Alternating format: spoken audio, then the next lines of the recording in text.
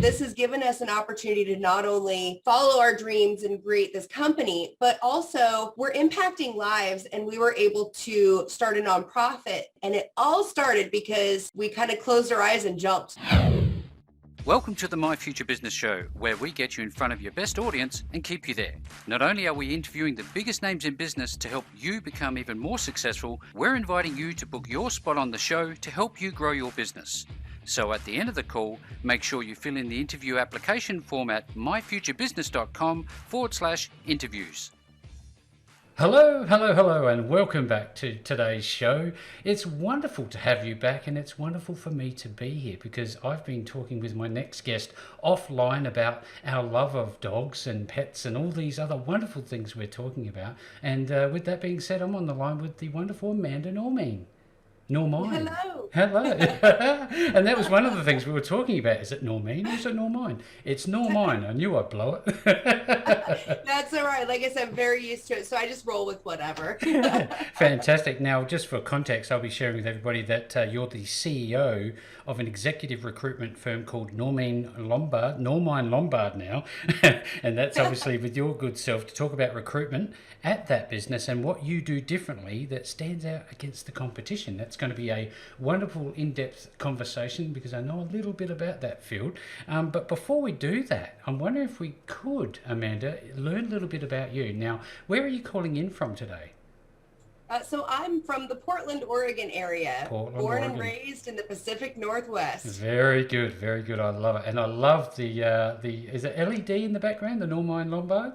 Yep, LED, in case I forget where I work, sometimes I can turn around and be like, there it is. Oh, now I remember. I remember who I am now. I often spend some time talking about people's lives because I think it brings, I guess, a bit of a different sort of angle to the show. I'm wondering if you could tell us, is that where you've lived all your life? It is. I was born actually in the small town that we're based in, which is just west of Portland. Was born here and could not wait to get out. And as soon as I moved out, I could not wait to get back. And so eventually just really grew roots here. And it just is one of those places that gets you. Yeah, absolutely. And home is where the heart is, they say? Absolutely. A lot of family here. And so I think that's the draw. Yeah, absolutely. So what do you like doing with yourself when you're not working? I love the outdoors, which is a huge reason to why I'm drawn to the Northwest. In an hour in either direction, 1 hour I can be at the coast or 1 hour I can be on the mountain and be skiing. And so I just really love all things outdoors. It doesn't matter if it's hiking or, rolling down a icy hill. I say rolling because I'm not really good at skiing. But it's just really the being outdoors. I love spending a lot of time with my family, and I have a family of all boys and lots of dogs. So outdoors and actually one of them is barking down there. It's just one of those things. Outdoors is something we can all do together. Yeah, absolutely. And thank you. This is what I get value from out of the My Future Business Show. This for me is where the core of the call is to learn a bit about you, your family, your lifestyle, and ultimately will lead into where you how Normine Lombard actually came about. But tell us a little bit about your pets. Sure. So I have two pit bulls. One is a pit bull lab mix, who's my oldest. We call him King Louie. He kind of rules the roost. I bet. And then I have a purebred pit bull that we rescued as a puppy. And so he's super attached to me and pretty much goes wherever I go. And then we have the border collie that came with my boyfriend when he moved in a while back. Right. And the border collie, it's funny, everybody thinks he's the sweet one and the pit bulls are the protectors, but no, the pit bulls will lick you to death. The border collie is the one you got to watch out for. Now, might I add, my wife has a beautiful piece of artwork on her back. It's a phoenix. Now, I know that you enjoy ink. I personally don't have any ink because I'm too scared. Does it hurt to get that sort of thing done? I don't think so. And I'm someone that used to be afraid of needles, but it's very different than a shot. And it's funny that you say that because I have a phoenix on my neck. Oh, wow. That's a little bit out there, isn't it? So yeah, it actually comes up the top, and it's funny. It kind of leads into my story. Many moons ago, 2 decades ago, when I Hmm. first started out, I came from a place where, place of poverty, didn't have a lot. Right. And I made some really, really bad choices. I mean, if there was a bad choice to be made, I made it. And so I had to start from kind of like ground zero. Hmm. And that included starting over, new relationships, basically new life. And the Phoenix on my neck was my representation of my change. And, kind of from the ashes arose this new individual. And so I just thought that was really funny you brought that up, because that is my most meaningful tattoo that I have. Oh my goodness, small world just got a little bit smaller and kind of a bit stranger at the same time. Right. Now, look, when you go about your day, I'm wondering. I'm not an early riser. Are you an early riser? What's your day look like? It's funny. I kind of have to be. So I have three boys to get ready every morning for school, and so it's one of those things where literally from the moment the alarm goes off, you're running around constantly, and by the time they're gone, I'm like, oh, I can go to work now. And so used to not be as much of an early riser, but at this point, it's kind of like, with modern day schools and schedules, everybody's kind of staggered. So Yeah. we literally start the marathon at 6 a.m. So if I want me time or a cup of coffee, then that better be at 5:30 or earlier. Well, my household's full of boys as well, and they're just about to go back to homeschooling because of the pandemic. Are you going through any of the similar things, or? Yeah, it's funny. I actually have a little one that got sent home today because there was an exposure on Oh, Thursday in his class, and I'm like, it's Monday, he's fine. And they're like, yep, he's got to go home. So we constantly have them sent home. We don't have school bus services half the time. I mean, it is a complete mess right now, and it breaks my heart because these kids they're suffering. yeah, they are suffering. And my youngest, he said to me yesterday, "Daddy, when can I go back to school?" They're words I never thought I would hear a child say. Right. I remember, I mean, out here in Oregon, we don't get a lot of snow. So when we get snow, it cancels school. Oh, And that used to be when I was a kid, we would just like hope and pray, if the news said that snow was coming, we're like, yes. maybe school will be canceled. And so the concept of school being canceled for a year plus is like, to me, I'm like, this is a kid's dream come true. But no, kids miss their friends, they miss Yes. school, and it's just heartbreaking because they're missing normalcy. Absolutely. Thank you for sharing. I absolutely agree. Now, winding back time when you were younger, a child as it were, what do you remember fondly from those early days? Was it, throwing snowballs? What was it? I grew up in a small community, the one that I live in now, and I remember we had maybe 3,000 people in that community. And so I remember just people. I remember knowing everyone. Like as a kid, of course it bugged me. You couldn't go to the store without your mother or your grandmother knowing everyone. And it's like, oh, Uh, never leaving here. But also, like, if there was a down day, you could walk out of your door and a friend would be there, right? Like there was always something to do. There was always just a sense of community.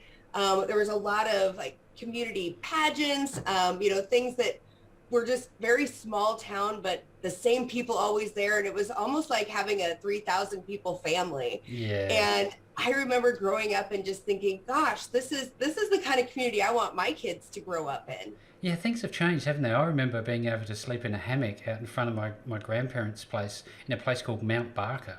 And nowadays, you couldn't do that. You'd have to be in locked doors, and things have definitely changed from our time, I guess, as children. Someone would steal your hammock Yeah. nowadays. You'd go up there and be like, didn't I have a hammock out? Or someone would move into it and you would have someone living in your hammock.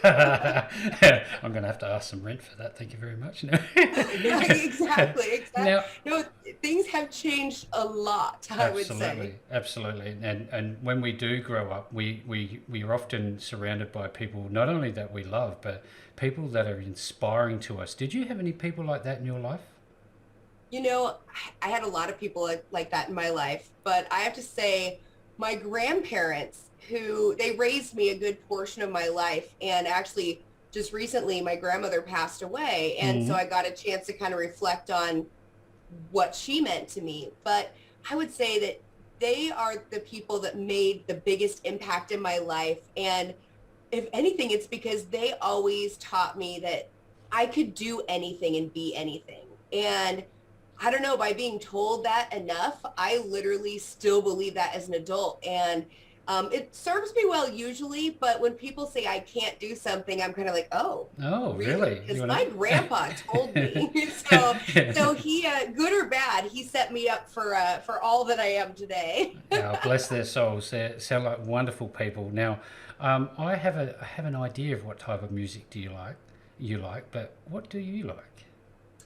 So I like anything that makes me want to dance. Ah, And so that ranges from, and oh my gosh, it's funny. My friends and I were going to go to a Shinedown concert here in a few weeks. So I'm really into like that kind of music, but also I like country. I like things that move my soul. I even like Christian gospel music. It oh just kind of wow. depends on the moment, but it's just got to make me want to move. And if it makes me want to move, I'm going to like You're it. into it. Now, I know before Yeah. we talked about, being up and going early in the morning, getting the kids, out the door basically.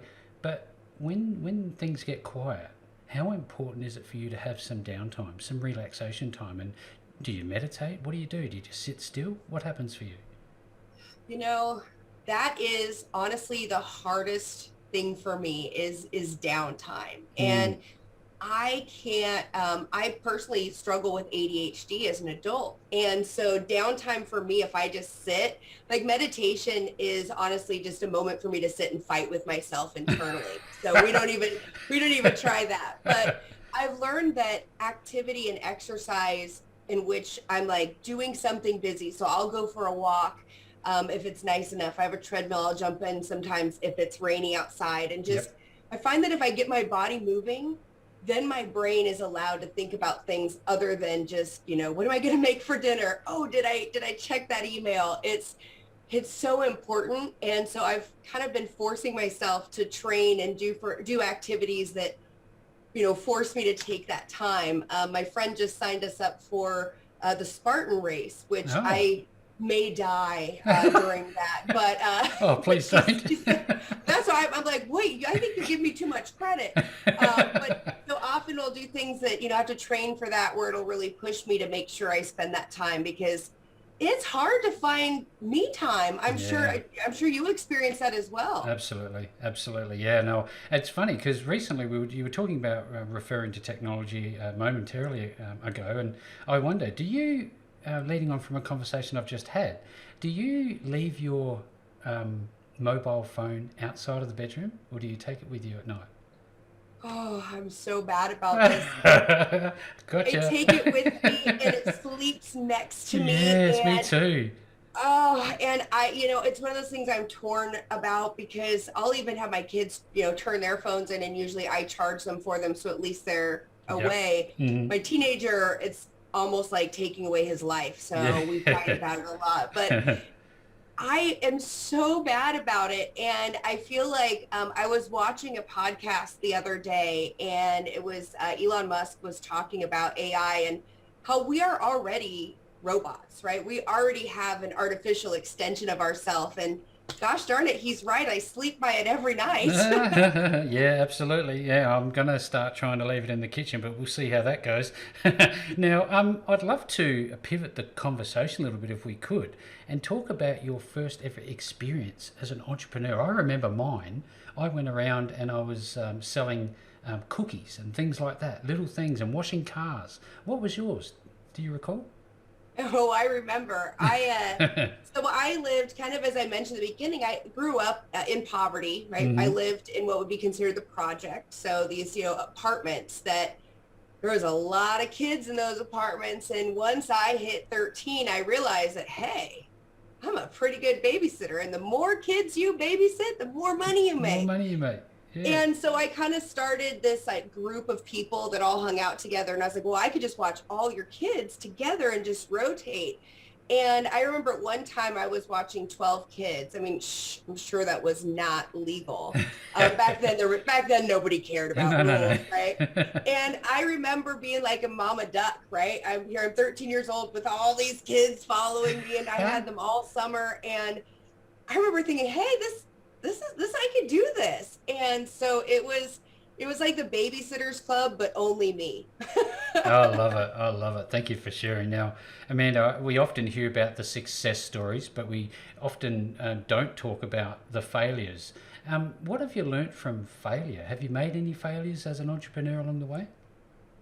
Oh, I've made a lot of failures as an entrepreneur. And even in my company, Normine Lombard, which I consider a successful venture currently, wow, did I mess up so many times? And I'm like, if I could have written a letter to, to starting out me, so many things I would have told myself. But honestly, it's all those failures that make it taste so much better when you have the success. So, there's been so many times that I've failed and been like, oh, well, I guess we learn from that and just kind of have to scrape yourself up and keep going do it forward. again.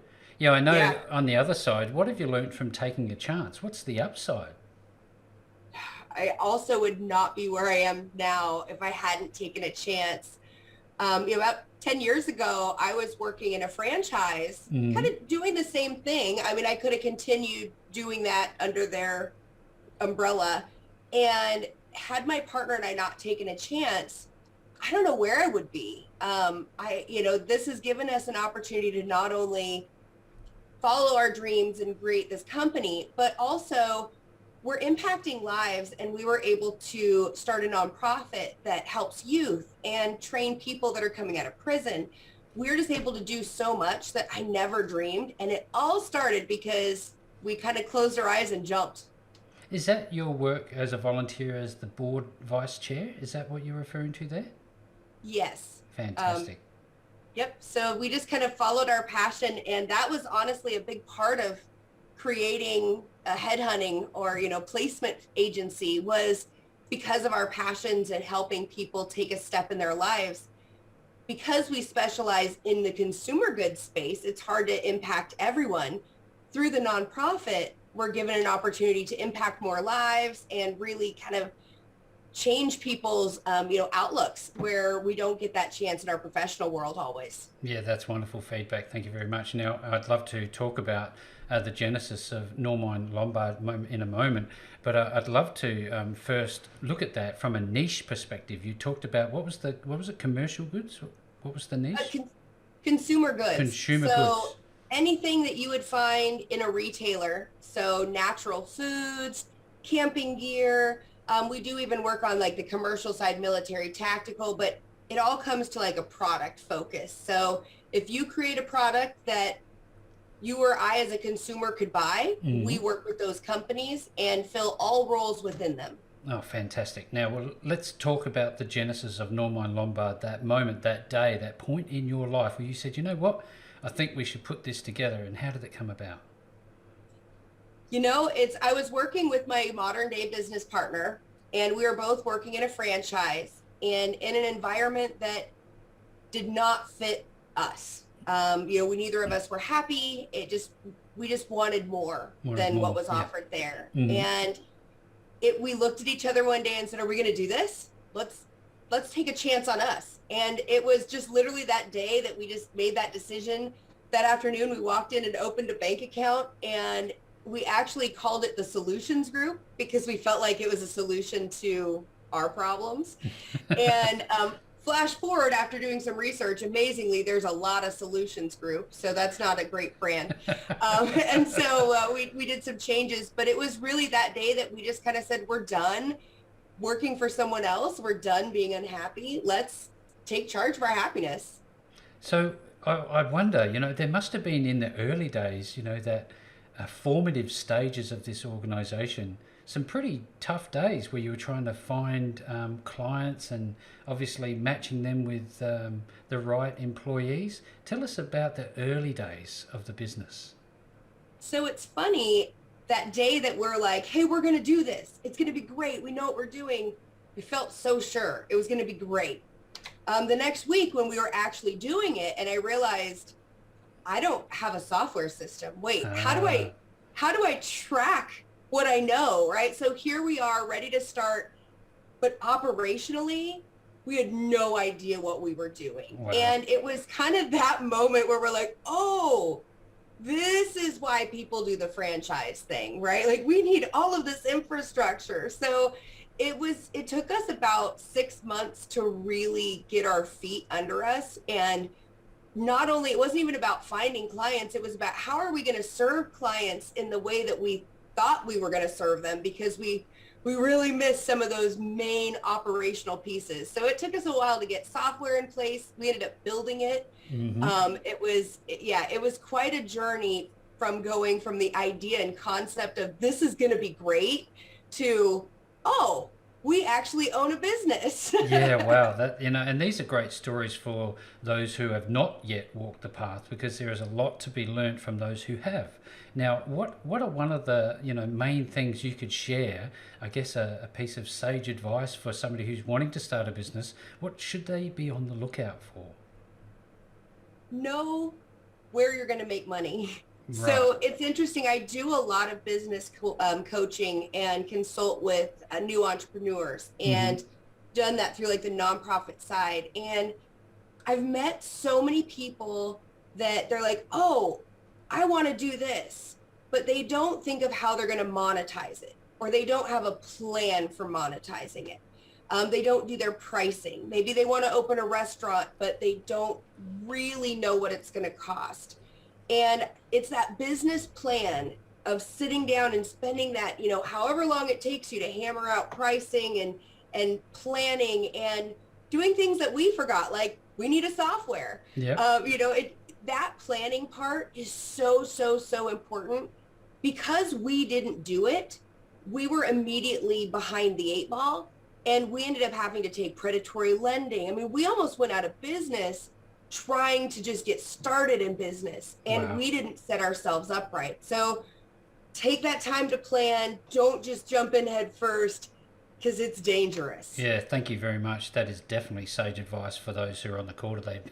Be on the lookout for how to monetize your business. Otherwise, I think you've only got a hobby, as they often say. Now, let's shift focus. Now, I know that you have a presence on LinkedIn. How important is LinkedIn to how you operate your business? Is there a part to play there? It's a huge part to play for us in how we operate. But also, I feel like having a presence on LinkedIn is so important in today, because it offers a validity. It's kind of a public resume, if you will. And so we use LinkedIn a lot, not only for purposes of finding people, but of verifying who we are and who we know. So you can look at me, and then you can connect with and look at my network. I make it public so that people can see that we're in the right space. We know what we're doing and who we're working with. And so I see it as a super powerful tool. And I always tell people, if you don't have a profile, even if you're not looking for work, build one, have it and just consistently add to it, because it's such a valuable tool. Yeah, because that's oftentimes the first place I look when I'm looking for somebody to help our business, or there's a guest coming up, and it just gives them that piece of credibility, doesn't it? It really does.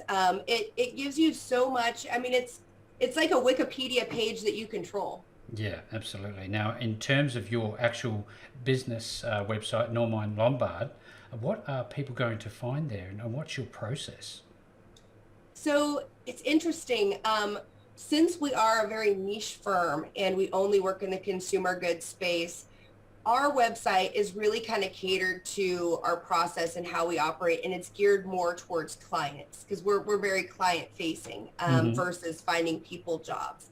But we have resources on our website that go to planning for an interview, prep that can be used across the board for really any interview preparation. But you're also going to find, if you're a hiring manager, you can absolutely apply our process. So we even have our 5 steps to success process that's on there, from Because we don't post ads, we take a very proactive approach that includes kind of selling your company and selling the opportunity. It's a way that we suggest any company that's growing approach hiring versus the traditional throw an ad up and just see what sticks. See what sticks, because I think this is obviously about the caliber of applicants as well. How do you use intuition at all in this process when you're speaking to someone? Do you have that face to face? Absolutely. So we, for our process, when we talk with people before our client sees someone, they've made it through 3 individuals in our company. So they've made it through the visual, the visual person that's in our research team that says, yes, their background visually looks like, they have the right education, they have the right chops. Mm-hmm. Then they've made it through a 15-minute phone call with an introductory recruiter, someone that just kind of talks about the role, talks about your background. And then they've also then made it to a more senior individual where they've talked for half an hour to 45 minutes where they really dive in to everything about them. The great thing about that is then we have 3 different impressions of this person from 3 different people and standpoints. And we find that by applying not only very specific questions, those individual team members, through their gut feeling, can almost always nail who's going to get the job. Yeah. Doesn't even necessarily mean the person that answers the questions the strongest. They'll all be like, oh, no, we talked to candidate number 2 and it's that personality. And so oftentimes it is very much that gut feeling more than, oh yeah, they did 4 years at Princeton, Yeah, the data attributes, absolutely. Yeah. Thank you for sharing, because I think this is giving some insight for how people can plan if they're coming to you, which I'm hopeful that you do at normine-lombard.com. I'll be making sure that link's available. But if you don't mind, I'm wondering if we can learn a little bit more about your team. Sure, absolutely. And it's interesting. My team comes from all walks of life. And the interesting part is they all come with a passion for listening and kind of applying what they hear and what they know to helping people. So my business partner, Jeff, he and I have worked together for about 13 years now. And he comes from the investment banking side. So he works on a lot of our roles that are, CFO positions, M&A roles, ones that make my brain hurt. I'm like, what is this? Well, I handle more of like the sales and marketing stuff. Yep. Our main office, our recruiting director, Tyra, she has grown with us for the past 3 years. And I actually recruited her from the publishing company that I worked at in a previous life. So she was a prodigy that I brought in and actually recruited to the team. So I'm pretty proud of her. And then I actually have some family members in my group. My oldest son and his girlfriend both Fantastic. Work for us. Excellent. As well as about 4 other recruiters that are spread across the country that have come to us from different, just kind of through the process. And we're all such a family, and I feel super blessed to work with the people I work with, because I can't say enough good things about them. They all just have such a good heart. And you all have a very bright future as well. Now, I know that this business obviously has relationships with employers and employees, and given the pandemic that we're going through at the moment, is there more online interviewing and assessments and setup going on than there is face-to-face at the moment, or? Oh, absolutely.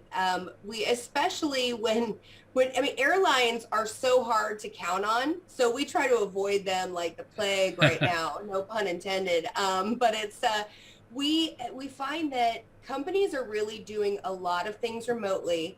And honestly, companies that are trying to get back to the way things were, which there are some that are like, hey, this is over already. Everybody back to the office. Yeah. Those companies are struggling mightily because the problem is no matter how much they want to be back to business as normal, the world isn't normal yet. Kind of like we were talking about earlier, my son was just sent home from school. I got a call at 10 o'clock today, and by 11, I had an 11-year-old here with me. And if I worked in a regular environment, that would be a problem. And so we're finding that people or companies that are not, they're not understanding adapting, yeah, they are suffering, and they're really struggling to get people because people want flexibility. They need flexibility right now. Well, we've got we've got the structure there, don't we? We have the technology, we have the willpower, and we certainly have the need for it. And a lot of people are finding that adaptability. The conversations that I'm having is that, working from home, if you've got a solid internet, good computer, you're good to go in many respects. Absolutely. And what we find is that, people have adapted their lives around working from home. Many people have created spaces just for themselves to work from home. And so to be told that they're not allowed to do that or not trusted to do that, it's kind of inferring, it just infers something to the employee. And so we're finding that people are flocking to companies that either offer remote reporting or that say, hey, if you have to be home, come in for a meeting. The ones that have that flexibility, they are definitely having a lot better luck. Yeah, the tide is absolutely shifting. Certainly having lots of conversations around that very topic. So thank you very much for your insights on that. Now, given that we're at the pointy end of the call, we're going to be obviously asking you, if people want to work with you, where are they going to find you? So the best place to find me, LinkedIn, kind of like we were talking about, that's a great place to go. I am an open networker, so feel free to connect away. But also on our website, you can go right to NormineLombard.com, and if you reach out to us through there, your message will get directly to me. So feel free to reach out. And I love mentoring. So, if we can help, even if it's not personally, maybe you're not in this space, but you want some direction or help. Like I said, I love networking with people, always happy to give advice. And, I was starting out a decade ago and had no idea what I was doing. And so it's taken a lot of stumbles. If I can help someone else to not stumble, I'm always willing to do so. So either through the website or LinkedIn, both great places to reach me. They sound like wonderful offers. If you're on the call today, make sure you reach out to Amanda and her wonderful team at Normine Lombard. Look, Amanda, you're a wonderful soul. I've really enjoyed this call. Thank you so very much for joining me on the show today. Thank you so much for having me. Have a wonderful rest of the day. Thanks for joining us today. If you enjoyed the call, then make sure to subscribe, leave a comment, share us with your friends, and book your spot on the show at myfuturebusiness.com/interviews. And if you're looking for solutions that will help grow your business, then visit myfuturebusiness.com/shop.